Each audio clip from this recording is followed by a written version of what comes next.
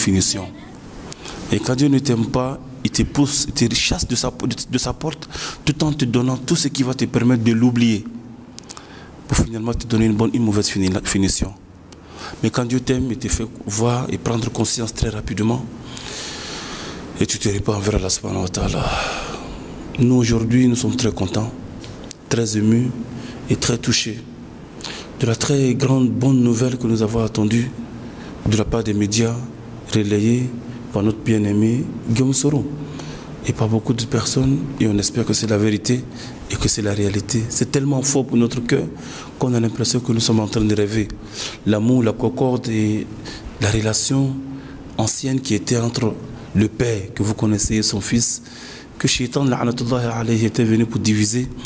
Nous voyons cette bonne nouvelle qui est en train de venir nous dire que cet amour et cette relation est en train d'être naître.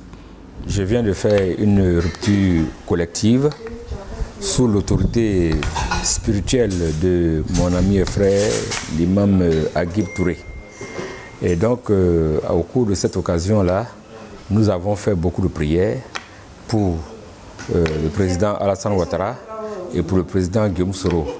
Nous avons demandé à Dieu de les accompagner dans le processus de réconciliation qu'ils sont en train d'entamer pour le bien de la Côte d'Ivoire. Nous demandons donc à ce que Dieu puisse éloigner Satan du projet de réconciliation entamé entre les présidents Alassane Ouattara et Guillaume Soro. Et justement, nous voulons, à travers justement cette action-là, qu'elle soit suivie par les Ivoiriens et c'est surtout par nos guides religieux.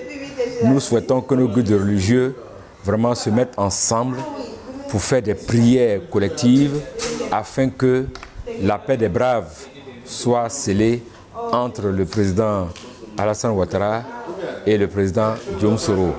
Vraiment, c'est notre objectif à travers cette rupture collective. Nous voulons donc faire passer le message selon lequel vraiment tout doit être fait en sorte que le processus engagé entre eux puisse aboutir pour le bonheur de tous les Ivoiriens.